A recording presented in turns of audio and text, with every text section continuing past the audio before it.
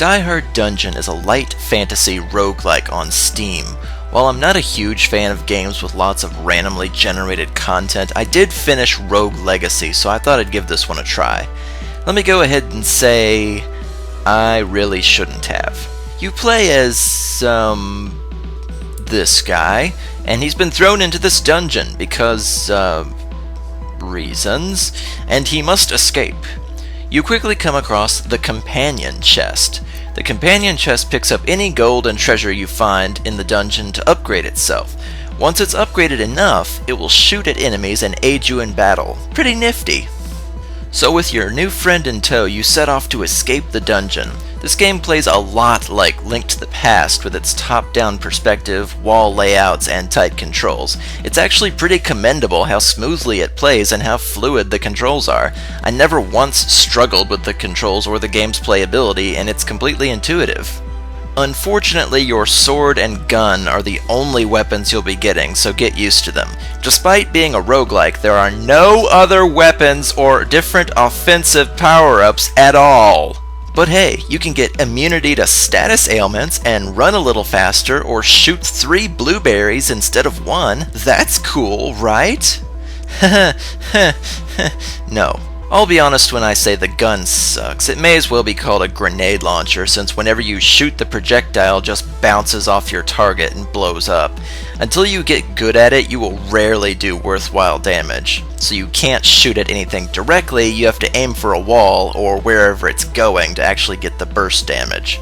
Well, what have we got for bosses? Roguelikes always have fun bosses, right? For Diehard Dungeon, we've got a fat guy. A guy whose head expands like a balloon and floats around. A shy guy reject. Who thought these were good ideas? The enemies in general are bad, as they tend to be either faster than you, able to slow you down, or simply run away until you corner them. This makes the game not only slower, but tedious. So while you're sorting out all the slimes, bandits, and other uninspiring enemies you come across, you first search out for 10 golden keys to escape the dungeon, and God help you if you walk out of the dungeon without them even though the door is open, because the game will just kill you.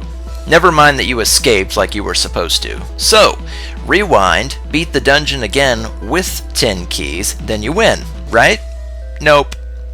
Now you need to win again on a harder difficulty and defeat the dungeon master. Why? How? If he was the one that threw me in here for whatever reason, shouldn't escaping him be a good thing? Didn't I survive my punishment? Guess not. Once you open the chest at the end, you can choose to be remembered as good or evil. If you're good, you'll show up in other people's dungeon and offer them items, and if you're evil, you conjure monsters, making their runs that much harder. I always just chose good. This game is ugly, offers next to nothing in ways of rewards, and frankly comes off more tedious than anything else.